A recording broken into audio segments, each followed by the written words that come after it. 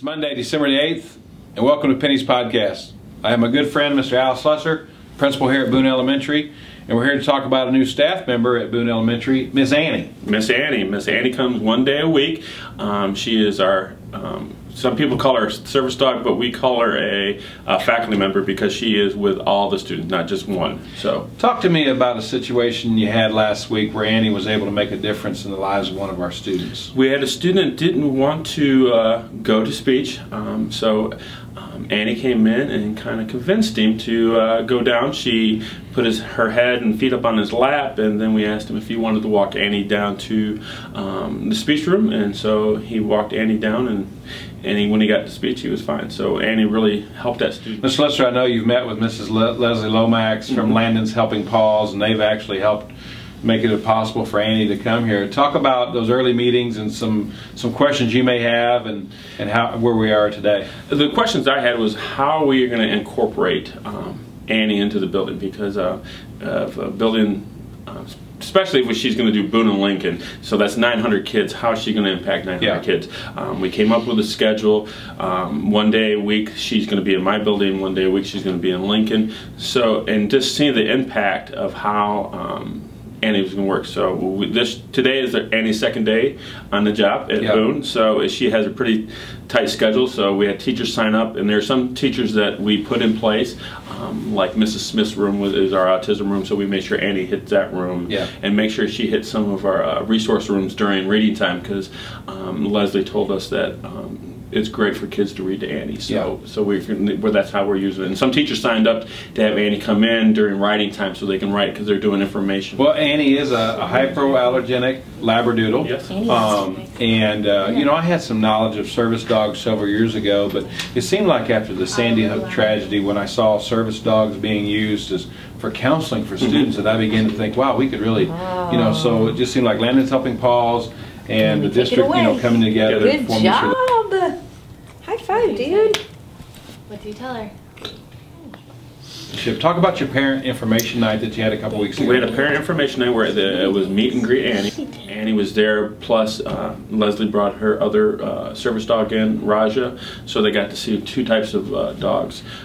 So there was not many questions. We also had the veterinarian there in case there was questions about shots, and he did a great job of explaining it to the parents, but we didn't have really much questions. They just wanted to come and meet Annie, and then the next following week we had a assembly so the kids could meet Annie, and it really got their excitement up about having a dog. And so this morning Annie came out and was greeting kids out front, and so the kids really respond. So yeah, that's wonderful. Thank you, Mr. Slusser. Thank you so much. Hey, welcome back. This is Aubrey, my friend Aubrey. She's a second grader here at Mrs. Siebert's class at Boone Elementary. And Aubrey, I wanted to visit with you about Annie, the new service dog that's here at Boone. Can you tell me about the first time that you met Annie? We came into the classroom, and we had to stop what we were doing. Yeah, and what color is Annie? Black and white. Black and white. How did Annie react to when she came into the classroom? Was she nervous? Was she calm? Or? She was calm and happy. Very calm and happy, wasn't she? I just saw Annie today, and the first thing she did to me, she wanted to lick my hand. Keith gave her a hug. Keith did? Yeah, yeah. Is it kind of neat to have a dog in Miss Siebert's class, or that's a little bit unusual, isn't it? Yeah. Yeah. Did you ever think that you would come to school and find a dog at school? You know, Annie is hypoallergenic. That means that if you have allergies to a dog, that Annie's hair doesn't like make people sneeze. Did you know that? She's a special kind of dog, so that's the reason we had her here at Boone Elementary. So, Aubrey, anything else you want to say about Annie? It was really fluffy and cute. It's really fluffy and cute. Thank you so much. You are a great guest speaker. Hey, it's my friend Logan. We're in Mrs. Siebert's class, and Logan wanted to tell you about his response to Annie. What'd she do to you, Logan? She licked my hand, and she felt really happy, not nervous at all. Yeah. You're the winner. 12 Days of Christmas. For spreading holiday cheer. Did you capture that? She's speechless. Congratulations, you're the winner of the 12 Holidays of Cheer, of Spirit, for spreading holiday cheer throughout Lincoln Elementary. Why thanks? Ms. Myers was nominated by one of her colleagues, and you can nominate one of yours too in the next 11 days.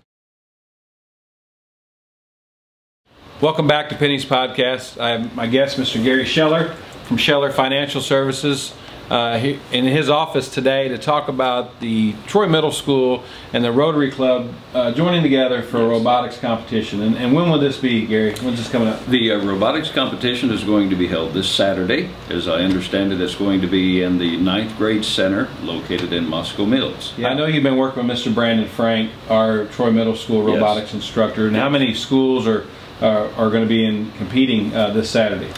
The last time that I spoke with Brandon, he's anticipating about 20 to 25 teams, and I think that'll be representing schools, 4 or 5, maybe 6 schools. Gary, how did Rotary get involved in this, and what was your inspiration for wanting to see this through?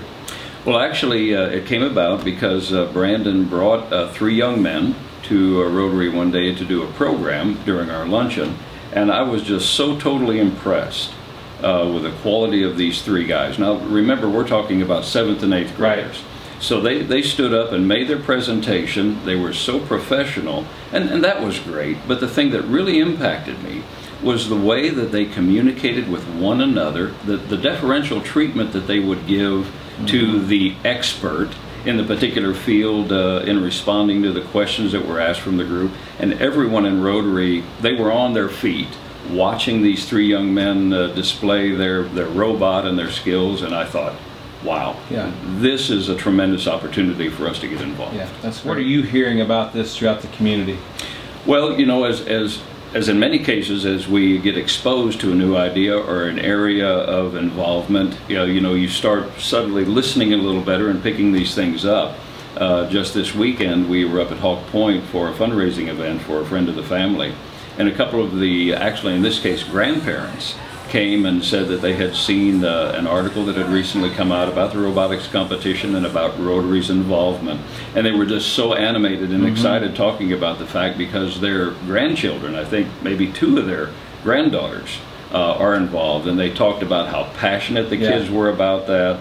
About the steps that they had to go through to get approved to be in that, and they were just very, very excited. On behalf of the Lincoln County R3 School District, I want to thank you and the Rotary Club for your support of our students, and just this Saturday I think is just the tip of the iceberg of things that we'll be able to do in the future. We certainly hope so. We're very excited about being involved, thankful for the opportunity to become kind of a title sponsor for this group, and to really encourage everyone throughout the system to recognize that when we have young people that are willing to dedicate themselves, willing to put in the extra effort and pay the attention, that there are those of us in the community that are ready and willing to support them and encourage them. Yeah. We want to make these math, science, technology students the rock stars they are. Yeah. Thank you very much. My pleasure. Thank you so much. It's time to give a shout out because we're so proud of you. We're happy that you work for us and hope that you are too. A couple of shout outs today. I want to thank the staff, parents, and the community that participated in the delayed start survey. We had over 1,335 participants participate in the survey, and I really appreciate your comments. Although a decision has not been made regarding delayed starts, we plan to visit with the Board of Education on Tuesday, December 16th to discuss the planning, the survey, and the things that have to go into place before a delayed start can happen. It's just not me waking up one morning decided to call a delayed start. There's so many factors involved with that decision. So we wanted to survey our customers first, and now that we've heard you, we'll be able to make possibly some changes into the delayed start, and we'll communicate that to you when the time is needed. Our next shout out goes to Mr. Kip Dickinson and Mrs. Heather Creech. I can't tell you how impressed and surprised I was when I attended the Early Childhood Center family fun night that they had a couple weeks ago, and I saw Mr. Dickinson and Mrs. Creech giving their time back to the ECEC, and they were doing science experiments, and I just want to say thank you, Mr. Dickinson, and thank you, Mrs. Creech. And remember, Lincoln County R3, what are you doing to make us the premier district in the state of Missouri?